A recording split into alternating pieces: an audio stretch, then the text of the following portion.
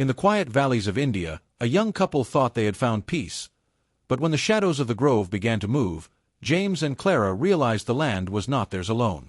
What waits for them in the silence is older than memory, stronger than love, and it knows their names. Stay with me, because what unfolds in this story will leave you breathless. The river shimmered in the afternoon sun. Frangipani petals drifted on the water. James leaned against the wooden rail of the veranda, watching them turn in lazy circles. Clara sat nearby, her dress a soft ivory shade, her hands busy with a folded letter. The valley seemed endless, filled with the calls of distant birds and the rustle of bamboo leaves. But the air that day felt heavier than before. It carried a thickness, like a curtain drawn across their quiet world. A single sound broke the stillness. It was the sharp crack of a branch snapping in the grove behind the house. James turned, his breath caught. Clara froze, her fingers still resting on the letter's edge. The shadows beneath the trees shifted. A movement. Slow. Deliberate.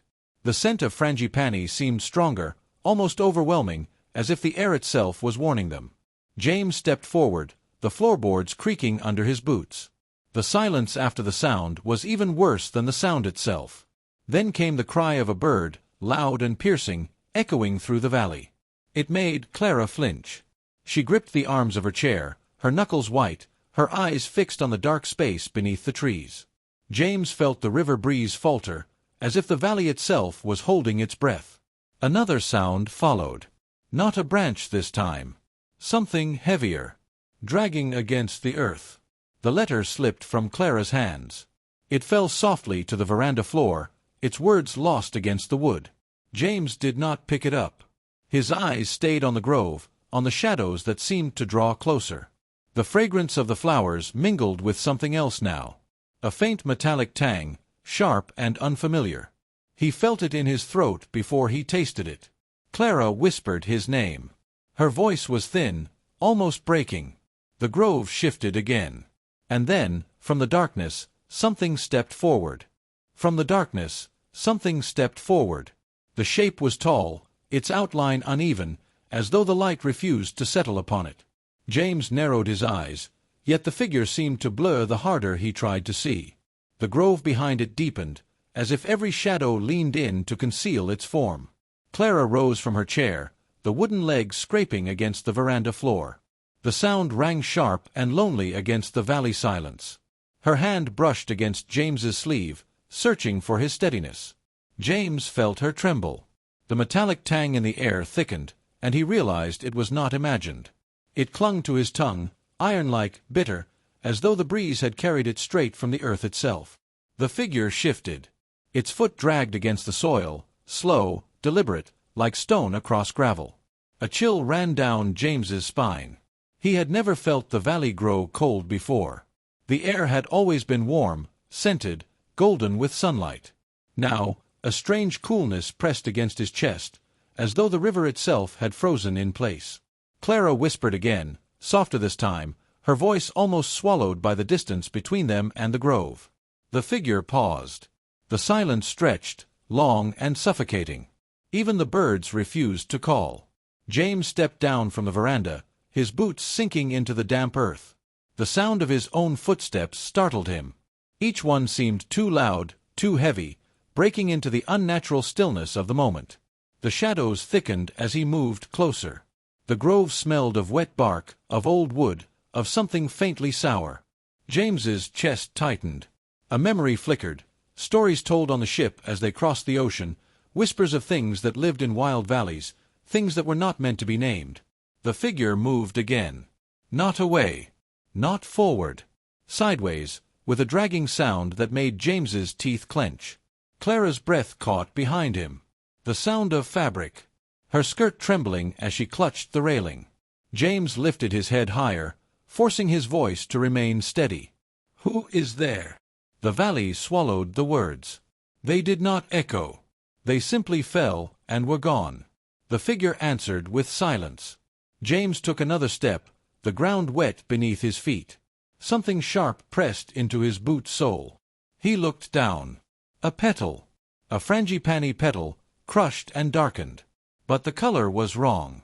It was not white. Not pink. Not yellow. It was stained a deep red, and the stain spread into the soil beneath. James bent closer, his throat tightening, his breath shallow. Clara called his name again, more urgent this time, fear pulling at her words.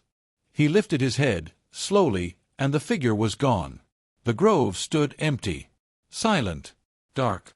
James straightened, his chest heaving, though he had not run. The metallic tang in the air was stronger now. It pressed into his skin, into his lungs, as though the valley itself had bled. Behind him, the letter on the veranda stirred with the wind. Its edges curled, whispering against the wooden boards. James turned back, his eyes on Clara. Her face was pale, her hand still clutching the rail. The river moved behind her, calm, glittering with sunlight as though nothing had changed. But James knew. Something had changed. Something had entered their valley. And it had not yet left. Something had entered their valley. And it had not yet left. Clara stepped down from the veranda, her slippers brushing the earth softly.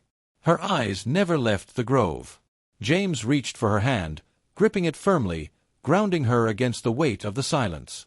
The river sang faintly behind them, its surface catching the sunlight in restless ripples, yet the sound seemed far away. The grove loomed before them, still and waiting. The air was dense with frangipani, but beneath the sweetness lingered that metallic tang, sharper now, pressing against their senses. Clara's breath trembled. Her voice, when it came, was no more than a thread. "James, something is watching." James swallowed hard. The hairs on his arms stood on end. It was not only fear. It was certainty. He could not see eyes, yet he felt them, fixed upon him from the shadows, cold and unblinking. The wind shifted. The branches swayed, and light pierced through the grove, spilling across the soil. For a moment, James thought the space was empty. But then he saw it. Not a body. Not a figure. A mark. Carved into the trunk of a tree. Jagged. Fresh. The bark peeled back as though torn with something sharper than steel. The shape was crude, but its meaning was undeniable. A circle, split down the middle. Clara gasped, her hand tightening around James's fingers. She recognized it too. It was the same mark that had been scratched upon the letter she held the day before. The letter now lay at their feet, its edges curling against the wind, its ink dark and heavy. James bent slowly, lifting the letter with his free hand. The page felt colder than paper should feel. He turned it over. The back, once blank, was no longer empty. A line had appeared, written in a hand that was not his own. It read, "You are not alone." Clara staggered backward, her voice breaking into a sharp cry. James steadied her, but his own chest felt hollow, his pulse unsteady. He looked again toward the grove, toward the carved mark on the tree. The shadows seemed to deepen, swallowing the lines of the valley, thickening into something nearly solid. And then came a sound. Low. Drawn out. A hum, so faint it could have been mistaken for the drone of insects, yet it vibrated through the soil beneath their feet. James felt it in his boots, in his bones. Clara pressed her hands to her ears, yet the sound slipped through, unrelenting. The river shivered with it. Its surface rippled violently, though the air was still. Leaves broke free from the trees and fell sideways, as if pulled by a current unseen. James raised his voice, strong now, cutting through the hum. "Show yourself." The hum stopped. The silence that followed was heavier than before, pressing down upon their chests, pressing into their thoughts. And then, slowly, deliberately, the grove answered. Not with words. With movement. The trees swayed though no wind touched them. The shadows stretched, long and unnatural, creeping across the soil, reaching toward James and Clara like blackened hands. The mark on the tree glowed faintly, as though fire smoldered beneath the bark. Clara's grip faltered. Her eyes widened, reflecting the dim light that pulsed from the grove. "James, we should not be here." Her voice cracked, raw with fear. But James did not move. He could not. Something within him demanded to see, demanded to know what had entered their valley. The ground beneath them trembled faintly. The sound returned, lower this time, rising from the earth itself. And from the grove, the shadows peeled back once more, revealing not one figure, but many. Revealing not one figure, but many. They stood between the trees, their shapes tall and still, each one swallowed by the half-light of the grove. No two forms were the same. Some were slender, bending as though their spines curved unnaturally. Others were broader, heavy-shouldered, their arms hanging low like branches weighted with age. None moved. Yet their presence pressed upon James and Clara like a tide, invisible but undeniable. The valley that had once been their refuge now felt like a vessel, filled with eyes. James gripped Clara's hand tighter. Her skin was cold against his palm, her pulse rapid. The frangipani blossoms that had seemed so delicate hours before now littered the ground like fragments of bone, pale and brittle. The river no longer glittered. It moved dark and sluggish, its voice reduced to a hollow murmur. The figures did not speak. But the hum rose again, deeper, layered, as if each shadow in the grove added its own note to the sound. The earth beneath their feet shivered with the rhythm, a slow and steady pulse. James felt it climb into his chest, pressing against his ribs, against his very breath. Clara clutched his arm, her nails biting into his sleeve. Her lips parted, but no words came, only a trembling exhale. The mark on the tree burned brighter, red against the bark, bleeding light like a wound that refused to close. And then one of the figures moved. Its head tilted, slowly, unnaturally, as though it was listening for something just beyond their voices. The others followed.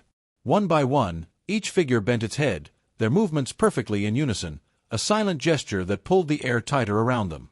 The hum grew louder. It pressed against their skulls, filling the space where thought should have been. James raised his hand, gripping the letter tightly. The words on the page shifted. The ink bled across the fibers, rewriting itself before his eyes. This time it did not form a sentence. It formed a name. His own. James felt his throat close. His name had been called, but not by Clara. Not by anyone he could see. The grove whispered it back to him, 1,000 mouths without breath, each syllable stretched thin. Clara pulled at him, her voice breaking through at last. "We must leave. James, please." He turned to her, his jaw set, his eyes burning with the light of the mark that reflected across her frightened face. Behind them, the veranda seemed so far away. The house they had filled with laughter and quiet days looked fragile now, its windows dark, its roof crouched low against the vastness of the valley. But ahead, the figures waited. The shadows stretched closer, reaching the edge of the clearing. The hum fell silent again. The sudden quiet was worse than the sound. James's chest rose and fell, each breath sharp, shallow, unfinished. The first figure stepped forward. The soil did not crunch. The leaves did not shift. It moved without sound, its form swallowing the light around it. James could not see a face. Only the faint outline of features blurred by the shadow, a suggestion of eyes where no eyes should have been. Clara staggered backward, her foot slipping on the damp earth. Her cry was soft, but it pierced the valley like glass. The other figures stirred. Not fast. Not sudden. But with the patience of things that had waited a very long time. James lifted the letter high, as though its ink and paper could stand as a shield. The mark on the tree flared once more. The figures stopped. Their heads tilted again, this time not in unison, but one after another, as though acknowledging the page in his hand. The glow from the bark spread outward, threads of red weaving through the grove, crawling across roots, stones, and leaves. It encircled the figures in a ring of faint light. Clara pressed herself against James's arm, her whisper fierce, desperate. "Do not let it go." James's hand trembled, but he held the letter tighter. The ink shifted again. The name dissolved. New words appeared. This time the message was longer. "Stay where you are. Do not turn away." James read it once. Twice. The words sank into him like weights, heavy and unyielding. Clara shook her head, tears streaking her cheeks. "We cannot stay here, James." But the figures did not advance. They waited. Silent. Endless. The river whispered. The petals stirred. And James felt the valley itself lean closer, listening, as though every breath he drew now belonged to it. The valley leaned closer. Listening. Every tree. Every stone. Every breath of wind seemed drawn into that waiting silence. James held the letter against his chest, its paper cold as though dipped in ice. Clara's hand clung to his sleeve, her body trembling against him.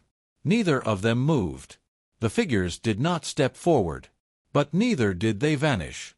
They remained, half-formed in the dark of the grove, their bodies shifting only slightly, as if swaying to a rhythm too low for human ears.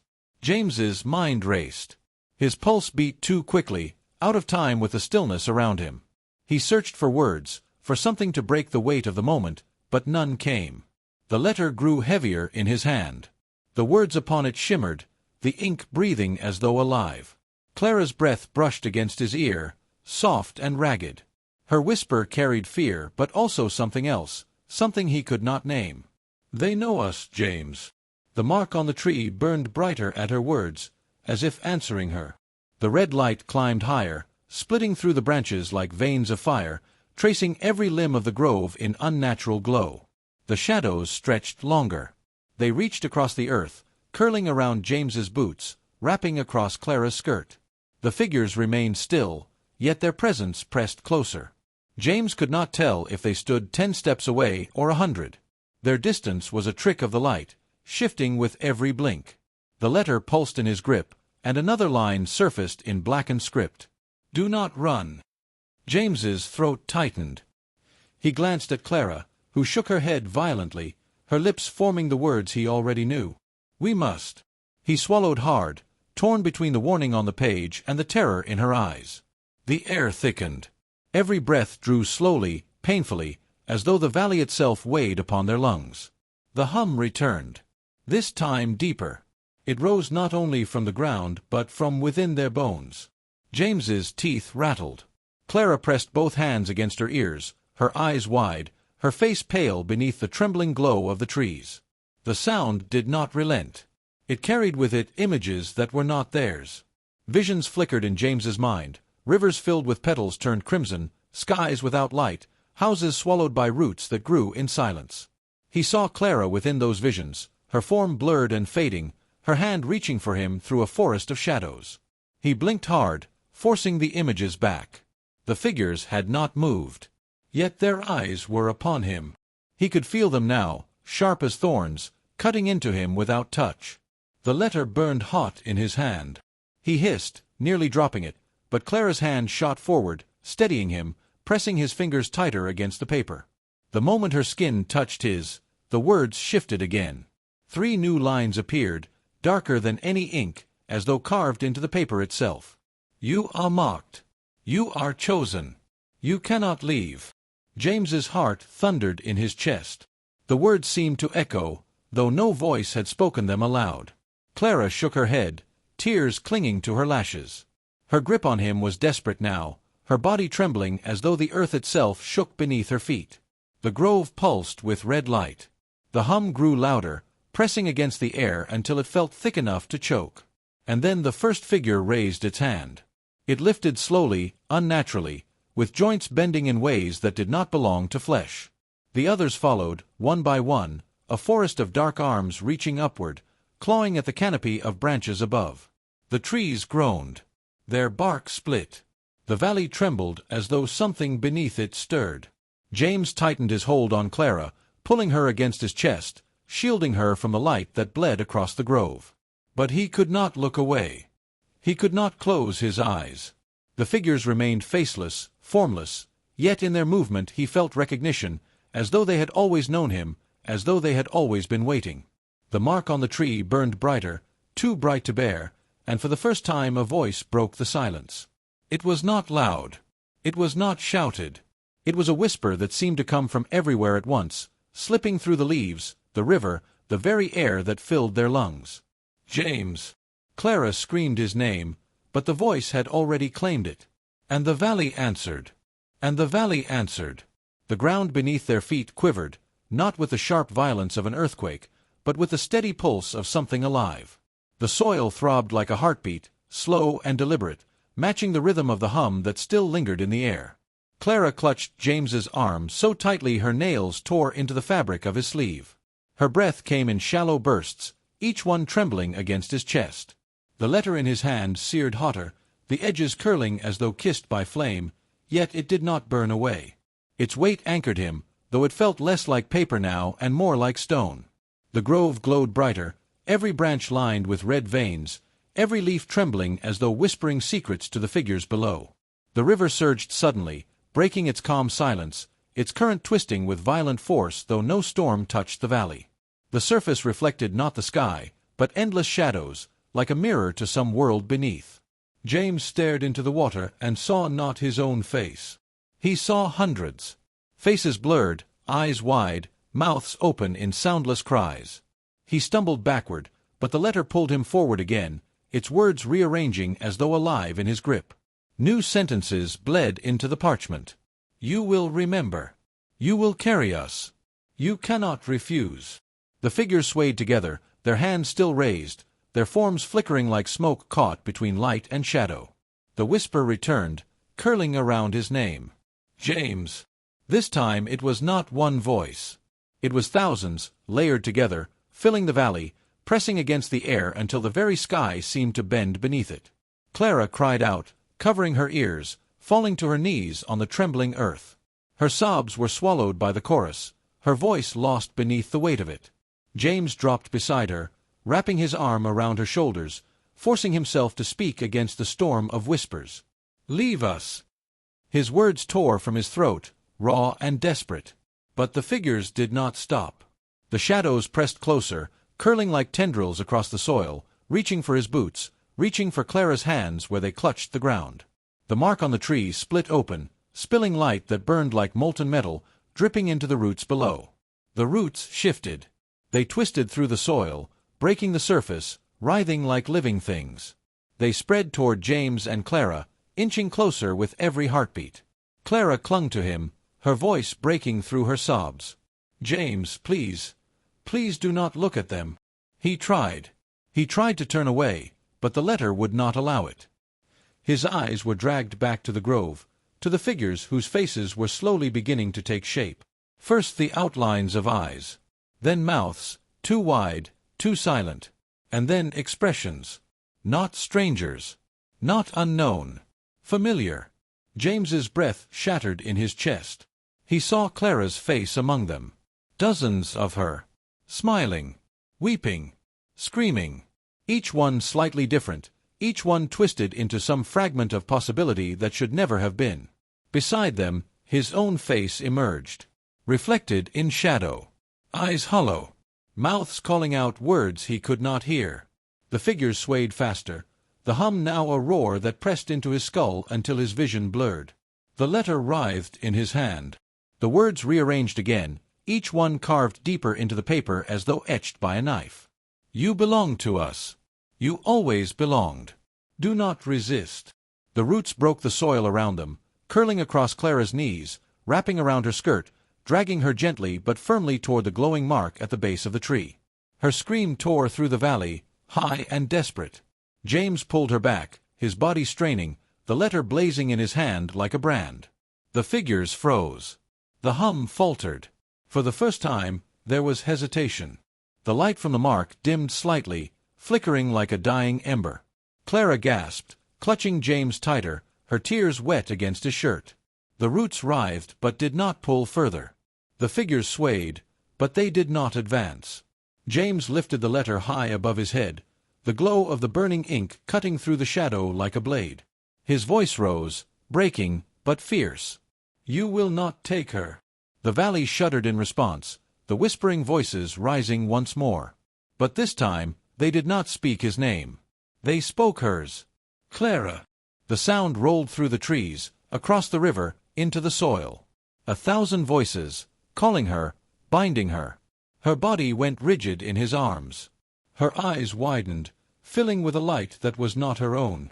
Her lips parted, trembling, as if the voices inside the valley now spoke through her. And James felt, for the first time, that the valley was no longer asking. It was claiming. The valley was calling Clara. Her body trembled in James's arms, her lips moving with words he could not hear. The figures swayed in the grove, endless and patient, their shadows stretching long across the ground. The mark on the tree pulsed once more, a final surge of red light, then dimmed into silence. The hum faded. The roots loosened their grip, sliding back into the soil like water seeping away. The figures retreated, one by one, dissolving into the trees until only the natural darkness of the grove remained. The valley exhaled. The air grew still. The river calmed, its surface smoothing into a silver mirror that caught the moonlight. James held Clara close, his hand pressed against her back, his heart hammering against her trembling frame. She blinked, slowly, as though waking from a long dream.